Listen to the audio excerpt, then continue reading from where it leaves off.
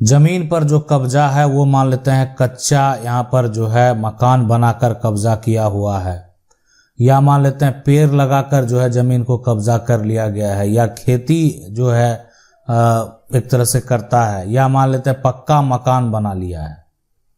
ठीक है, तो कच्चा कब्जा यहाँ पर जो है, उसके बाद पेड़ लगाया है, तो आप समझ सकते हैं कि वो आपका जो है सिर्फ वर्चस्व के आधार पे ही है, और खेती अगर कर रहा है तो वो उस तरह का कब्जा अगर आपकी संपत्ति है तो प्राप्त करने में समय नहीं लगेगा। लेकिन पक्का अगर मकान बना दिया है और खास करके जो भी है ना उसमें अगर रहता भी है, तो फिर आप इतनी आसानी से कैसे निकालें। घर का किसी का सामान को अगर आप क्षति करेंगे तो आप पर लूट का केस कर देगा।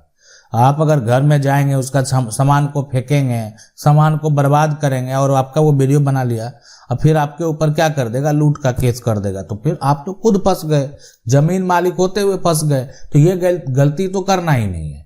अब आपकी हाथों से फिलहाल अभी जमीन चली गई है, तो जमीन वापस पाने के लिए तो नियम कानून बनाए गए हैं। तो नियम कानून अगर बनाए गए हैं तो नियम कानून का पालन भी करना होगा। आप सारा कार्य जो है अपने स्तर से नहीं कर सकते, लेकिन हाँ आपको करना था तो उसी समय करते जिस समय आपकी संपत्ति को कब्जा किया जा रहा था। आप रोकते तो आप ना रोक पाए, ना उस पे एक तरह से, अब वो मकान बना लिया फिर भी आप नहीं रोक पाए, अब उसमें रहता है, अगर उसके बाद अगर आप उसकी क्षति पहुंचाते हैं तो आपको भी नुकसान हो सकता है। तो इसलिए समझने का प्रयास करें और प्रक्रिया के तहत जो भी काम करना, प्रक्रिया के तहत जो आपको करना चाहिए वो ज़्यादा सही रहेगा। अगर प्रक्रिया के तहत करेंगे तो कोई दिक्कत नहीं होगा, अगर प्रक्रिया से बाहर जाएंगे तो फिर समस्या उत्पन्न होगा। यहाँ पर जो सवाल है जिसकी बात कर रहे हैं कि आपको सादर प्रणाम, बता दें कि हम किसी दूसरे की जमीन पर लगभग 100 वर्षों से अधिक समय से कब्जा, जैसे कच्ची मकान, पक्की मकान, पेड़ आदि, सहन आदि जिसकी जमीन थी वह खतौनी उसके नाम से है। उन्होंने 2015 में किसी और को जो है बैनामा कर दिया। ऐसी स्थिति में जमीन पर कब्जा तो हमारा है, पर जिसने बैनामा कराया वह लेना चाहता है। मामला जो है सिविल कोर्ट में काफी समय हो गया है, अभी तक कोई निर्णय नहीं हुआ। जमीन पर जो है पार्टी द्वारा स्टे है, क्या करें। देखें इस मामले में क्या करना चाहिए कि आप जो संपत्ति की अगर बात कर रहे हैं, देखें ऐसे अधिकांश मामले हैं। आपको सबसे पहले इस तरह का प्रयास, 100 वर्षों से अगर आपका कब्जा है तो क्यों कब्जा है, क्या आधार है, 100 वर्ष से आपके पास रहने का मतलब क्या है। क्या ऐसा तो नहीं कि कोई ऐसा आपके पास पुराना दस्तावेज हो, ठीक है, सीधी सी बात है, पुराना एक दस्तावेज हो जिसके आधार पर आपके पास कब्जा है। लेकिन अगर ऐसा कुछ भी नहीं है, जो भी उसी के पास है, जो जमीन बेचा है, तो फिर कुछ नहीं कर पाएंगे आप।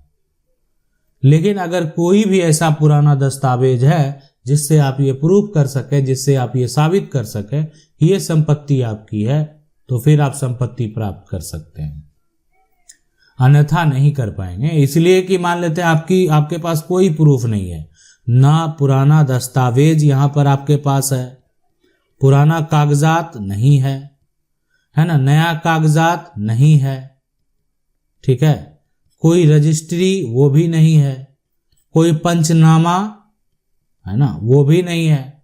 तो ये सभी कोई भी दस्तावेज आपके पास नहीं है, आपके पास क्या है, सिर्फ कब्जा है। तो ये कब्जा का आधार तो पूछा जाएगा, लेकिन कोई ऐसा दस्तावेज आपको एक ऐसा मिल जाए जिससे ये साबित हो सके कि ये जमीन आपको प्राप्त हुआ था, तो संपत्ति को आप हासिल करने का दावा आसानी से कर पाएंगे। सवाल है, सर मेरे बड़े पिताजी ने अपनी जमीन बिना मेरे पिताजी को बताए हुए बेच दिया है, जो कि दूसरे के नाम पर रजिस्ट्री हो चुकी है। अब 10 दिन हुए हैं जिसको मेरे पिताजी लेना चाहते हैं, तो क्या इसकी रजिस्ट्री कैंसिल करवा सकते हैं। इसके लिए पहला काम आपको क्या कर दें कि आप जो यहाँ पर रजिस्ट्रार हैं, है ना, उसको एक आवेदन दे दें, ठीक है, आवेदन दे दें, तो ये काम कर देना है। और साथ में इस रजिस्ट्री को कैंसिल कराने के लिए आप सिविल अपील में चले जाएं, अभी ही चले जाएं कि ये जमीन हम लेंगे, हम लेना चाहते हैं, और ये पैतृक अगर संपत्ति है तो पैतृक संपत्ति को जो है यहाँ पर प्राप्त करने का अधिकार है। आप मेरा प्लेलिस्ट में जा सकते हैं, हम ऐसे जजमेंट को पूरा एक्सप्लेन करके बताए हुए हैं, क्या क्या हुआ था, कैसे हुआ था, और कैसे ये संपत्ति जो है वो प्राप्त कर लिए। तो जजमेंट में आप जाएंगे तो आप देख सकते हैं एक मामला है, और तो वो मामले में सुप्रीम कोर्ट का जो फैसला है उसको आप देखेंगे, पूरा प्रक्रिया समझ में आ जाएगा। अगला सवाल है, नमस्कार, मेरे पापा जमीन 1986 में लिए हैं, लेकिन जमीन लिखने वाला पार्टी ने अपने छोटे भाई को नाबालिग बताया और जमीन लिख दिया, रजिस्ट्री किया। 37 साल बाद उसका छोटा भाई FIR किया है क्या? जैसे जिस समय बेचा गया उस समय सही में अगर उसका मान लेते हैं भाई नाबालिग होगा, गार्जियन होगा, तो उसमें पैतृक संपत्ति है, परिवार का भरण पोषण के लिए अगर बेचा होगा तो नहीं टूटेगा रजिस्ट्री। सही में अगर नाबालिग होगा तो, बालिग अगर है तो उससे लिखवाया क्यों नहीं? देखें, सीधी सी बात यह है कि 37 साल बाद हो या 50 साल बाद हो, आप कोई भाई अगर हिस्सेदार है, बालिग है, तो उसके हिस्से की प्रॉपर्टी को जो है, ऐसे बहुत साल हो गए, इतना आसान नहीं है कोई रजिस्ट्री तोड़ देगा, लेकिन बहुत प्रक्रिया से उसको गुजरना पड़ेगा रजिस्ट्री तोड़ने के लिए। एक समय भी मायने रखता है, इस बात को आप समझिए। कोई चीज का आप दावा कर रहे हैं, हिस्सेदारी का दावा कर रहे हैं, अब आपको समझ 50 साल बाद आ रहा है कि मेरा हक है, मेरा शेयर है, तो सारे तथ्य को देखने के बाद ही, उस पर बहुत सारे घर बन चुके हैं, तो हर तथ्य को देखने के बाद फैसला, तब भी आपके पास ऑप्शन था कोर्ट जाने का और आज भी आप आए हैं।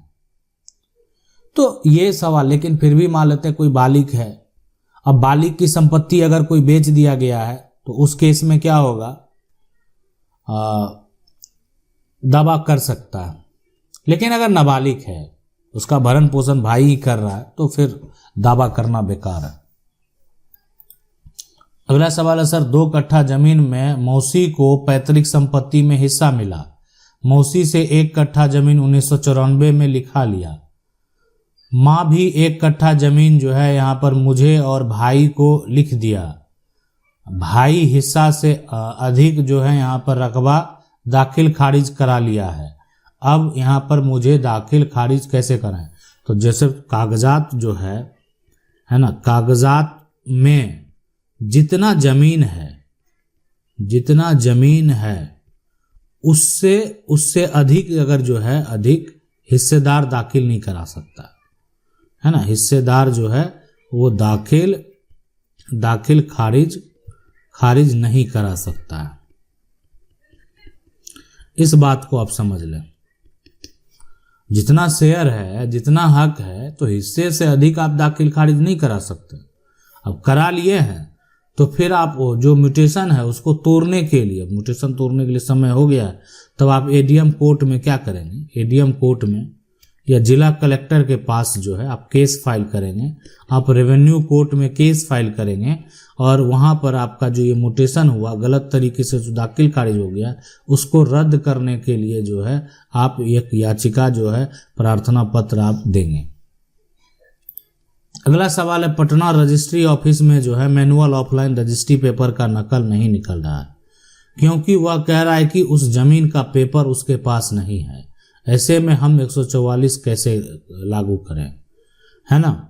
यहाँ पर खाता है दादा के नाम से है। देखें, सबसे पहले जो है, आप अगर रजिस्ट्री की अगर बात कर रहे हैं और रजिस्ट्री का जो नकल की यहाँ पर बात कर रहे हैं, और रजिस्ट्री का नकल अगर आप निकालना चाहते हैं, तो उस केस में यहाँ पर क्या होने वाला है, सबसे पहले बात है कि मैनुअल जो ऑफलाइन पेपर है का नकल अगर नहीं मिलता है,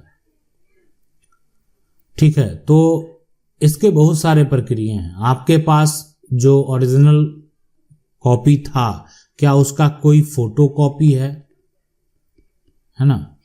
क्या ऑनलाइन प्लेटफॉर्म पर जो है ये दर्ज है?